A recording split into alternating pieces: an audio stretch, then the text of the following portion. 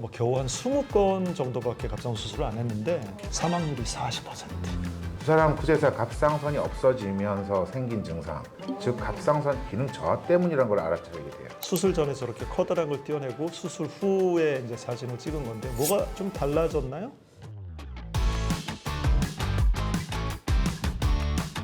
네, 안녕하세요. 오늘도 두 분 갑상선 브로스, 빅브라더 장항석 교수님, 영브라더 장호진 교수님을 모시고 이야기 나눠보겠습니다. 오늘은 지난 시간에 예고드린 대로 두 명의 천재 외과 의사에 대해서 얘기를 나눠보기로 했잖아요. 제가 사실은 역사에 되게 빅 팬이 아니어서 뭔가 이렇게 지루하게 느껴지시는 분들도 있을 것 같아서 전 좀 걱정이 되거든요. 걱정은 알겠는데 하여튼 재밌게 해보겠습니다. 아주 흥미진진한 내용이 많을 거예요.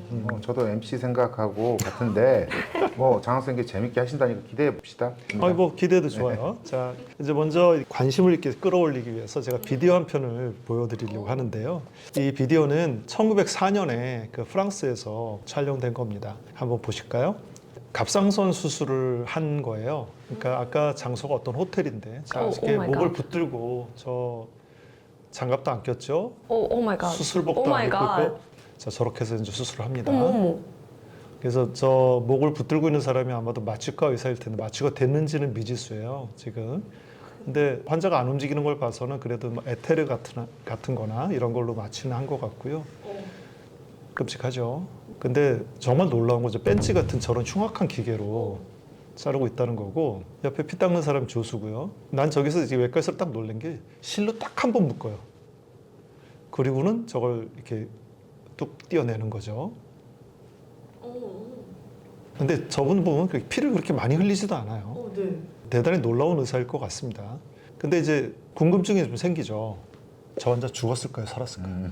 전 사실 죽은 사람 같아요. 그냥 지금. 지금 막 꺼지 같은 걸 막 눌러서 지금 피를 잡고 있는 장면이죠. 자, 어때요? 벌써 재밌죠? 너무 충격적이에요.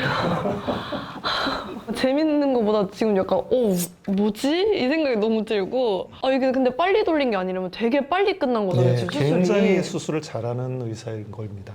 근데 지금 보면 뭐 허술하게 짝이 없죠. 장갑도 안 꼈죠. 뭐 마치 사실은 저 제대로 된 건지 잘 모르겠고요. 정말 대단한 솜씨이긴 한데 이 사람이 살았나 죽었나는 잘 모르는 이야기죠. 이게 1904년 그나마 선진국인 프랑스에서 있었던 이야기입니다.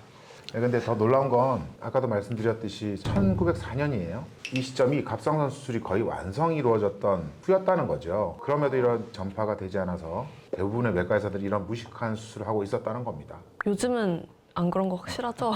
그래서 요즘과 같은 발달한 갑상선 수술을 완성한 두 분의 천재 외과 의사를 좀 소개하고 싶은데, 첫 번째는 티어도르 빌로스라고 하는 분인데요. 이분은 뭐 정말 뛰어난 외과 의사입니다. 그래서 지금도 위암 수술을 하고 나서 위장을 잘라내고 나서 소장을 이렇게 이어주는 방식 두 가지를 이분의 이름 빌로스 1, 빌로스 2 이렇게 한 방식을 개발한 분이고요. 뭐 전 분야에 걸쳐서 위대한 의사인데, 이분도 초반에 6년 동안 뭐 겨우 한 20건 정도밖에 갑상선 수술을 안 했는데 사망률이 40%.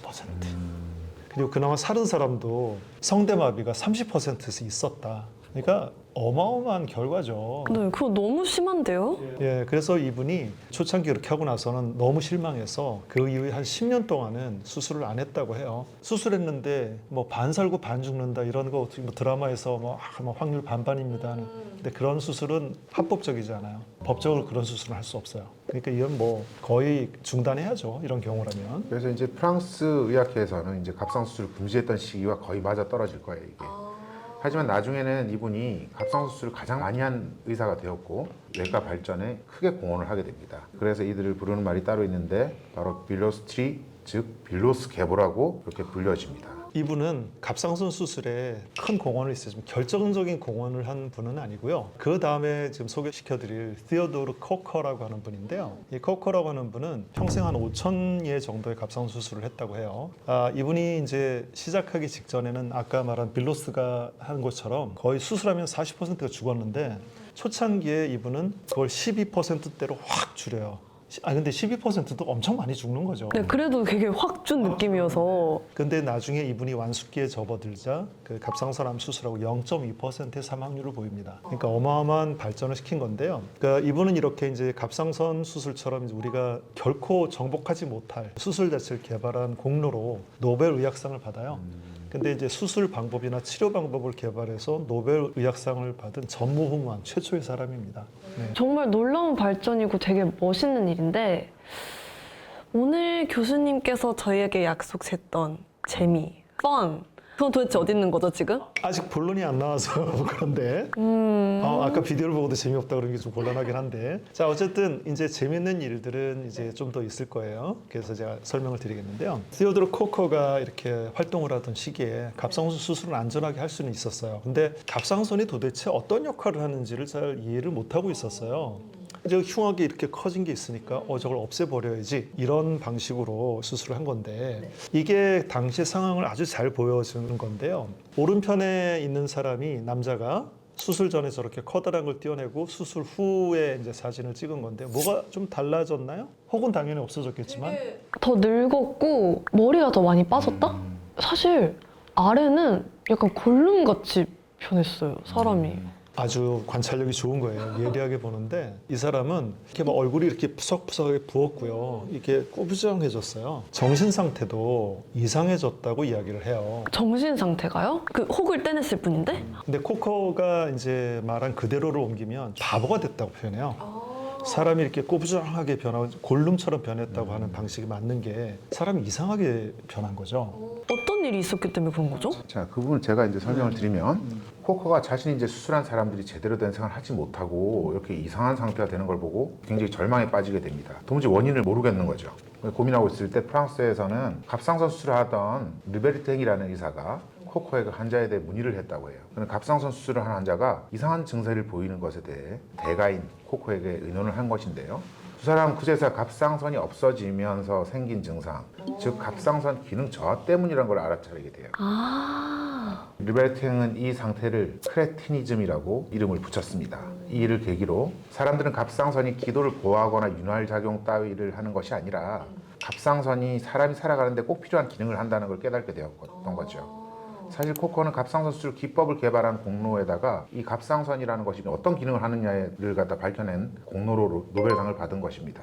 근데 그때 뭔가를 하는 것 같다지 그러니까 정확하게 어떤 기능을 한다는 걸 몰랐어요. 그래서 대책을 못 세웠던 건데요. 그러니까 이제 코커는 굉장히 스스로에 대해서 이제 실망을 하고 뭐 원망을 하게 됩니다. 자기가 이상하게 필요 없는 치료법을 개발해서 안 그러면 잘 살았을 사람들 이렇게 바보로 만들고 불행하게 만들었다. 이래서 이 사람 말년 동안에는 정말 그렇게 공을 들여서 개발한 수술 방법을 해서는 안 된다 하는 캠페인을 벌이고 다닙니다.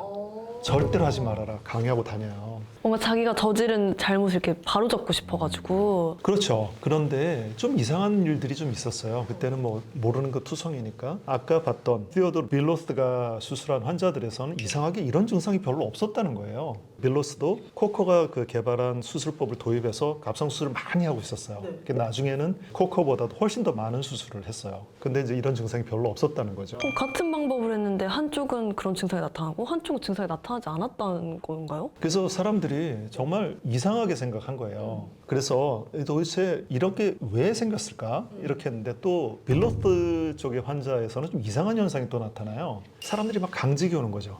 막 저리고 막 뒤틀리고 근육이 쥐가 나고 이런 증상들을 호소하기 시작한 거예요.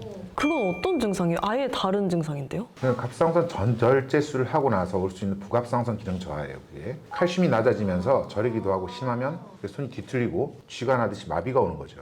가장 심한 단계를 테탄이라고 그러는데 즉 강직 상태라고 몸이 마비가 되는 이제 단단해지는 거죠, 그냥. 응?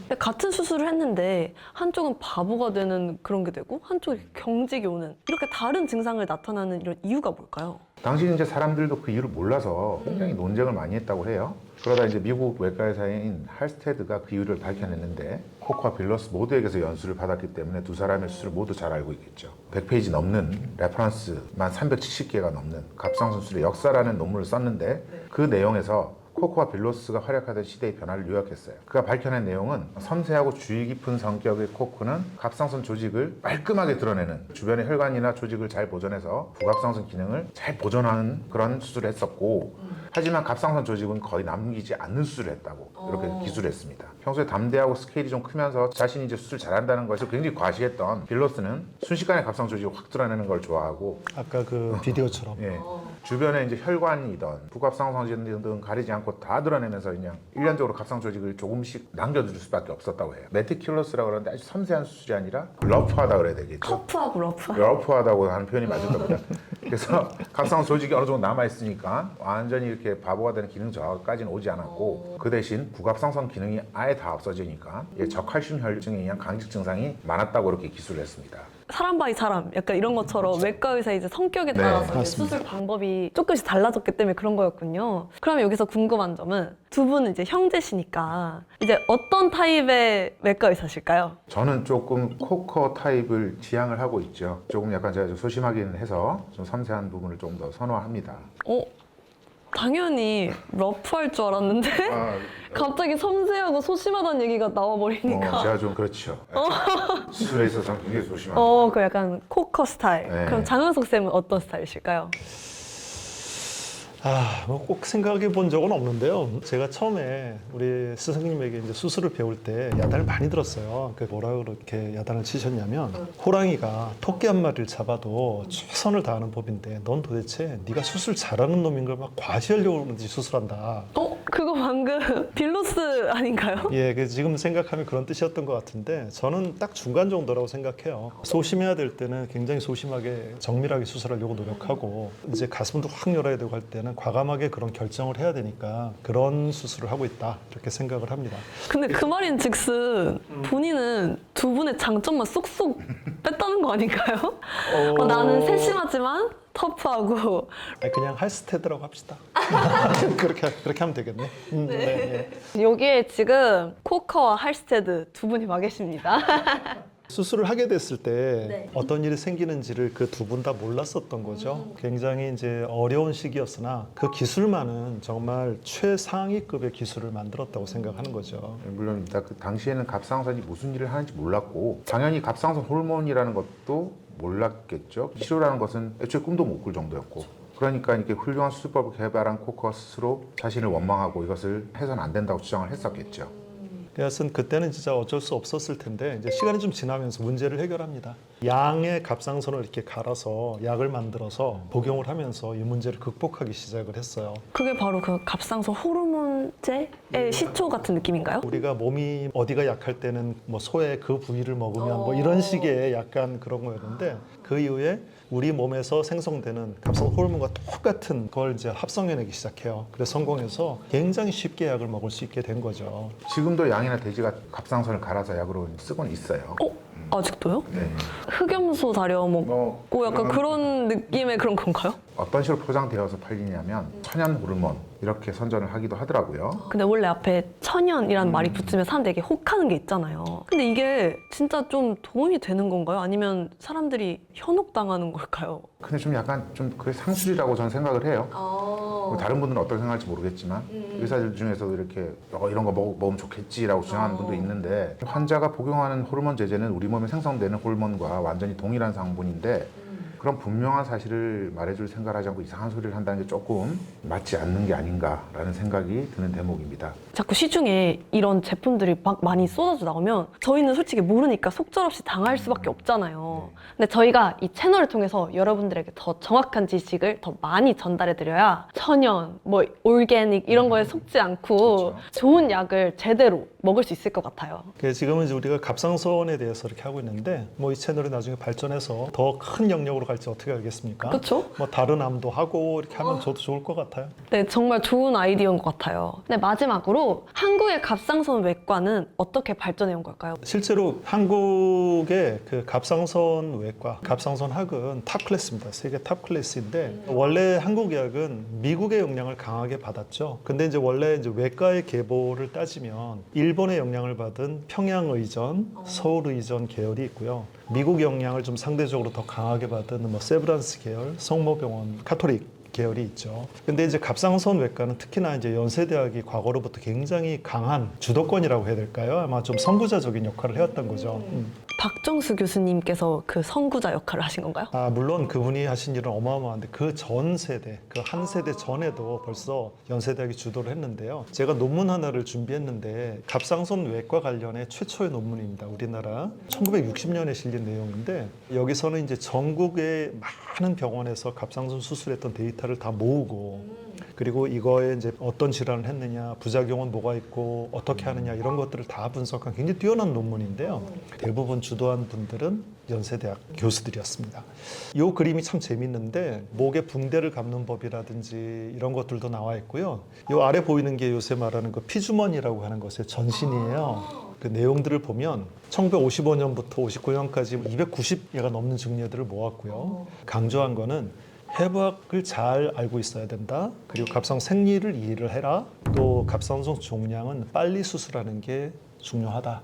그래야 부작용을 줄일 수 있다. 이런 내용들을 이제 이야기를 하겠어요. 굉장히 뛰어난 강조 포인트를 갖고 있는 거죠. 이 논문에서 놀라운 점은 한국의 의학 수준은 세계의 어떤 나라에 비해서도 결코 떨어지지 않는다는 자부심이다. 이 부분이 굉장히 참 마음에 와닿는 소리고 다만 나라 전체적인 협력과 팀워크가 있다면 더 발전할 것이라고 강조하고 계시죠. 이분들이 말씀하신 이 팀워크 요즘에도 잘 되고 있는 건가요? 당시보다는 훨씬 나아졌지만 여전히 문제는 좀 있고요. 자, 이거는 이제 우리가 노력해야 될 일이라고 생각합니다. 네. 오늘 저희는 갑상선 수술의 역사에 대해서 마무리를 지었어요. 2명의 외과 의사가 나왔었죠.